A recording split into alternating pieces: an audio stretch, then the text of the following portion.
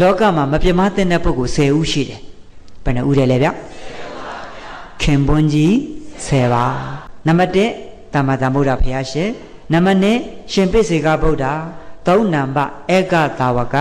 မဟာသာဝကအရှင်သာရိပုတ္တရာမထေရတို့အရှင်မောက္ကလမထေရမြတ်တို့လေနံပါတ်4ယဟန္တာနံပါတ်5အမိနံပါတ်6အဖာ9နံပါတ်9ဆရာသမားလောကီဆရာလောကုတ္တရာဆရာတွေမရှိဘူးလားရှိပါဗျာနံပါတ်10ကတလုတ်စာဖူးသူကျေစုနံပါတ်9ကပုထုဇဉ်တိလဝန္တပုဂ္ဂိုလ်တွေလောကမှာတိလဝန္တပုဂ္ဂိုလ်တွေမရှိဘူးလားရှိပါဗျာရဟန်းတော်များမှာလည်းတိလဝန္တပုဂ္ဂိုလ်တွေရှိတယ်လို့လူပုဂ္ဂိုလ်မှာလည်းရရေးအများအကျိုးကို၅ပါးသီလလုံပြီးတော့မှ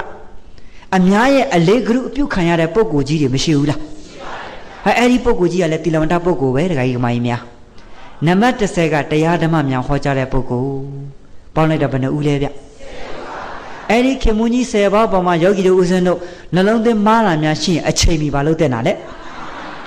မတောင်းမှန်လို့ရှိရင်လောကီမှာလည်းလူတစ်လုံးသူတစ်လုံးမဖြစ်နိုင်ဘူးတရားထူးတရားမြတ်လည်းမရနိုင်တော့ဘူးအဲကြောင့်ယောဂီတွေခင်မွန်းကြီး10ပါးအမြဲတမ်းမတောင်းမှန်သင့်ဘူးလား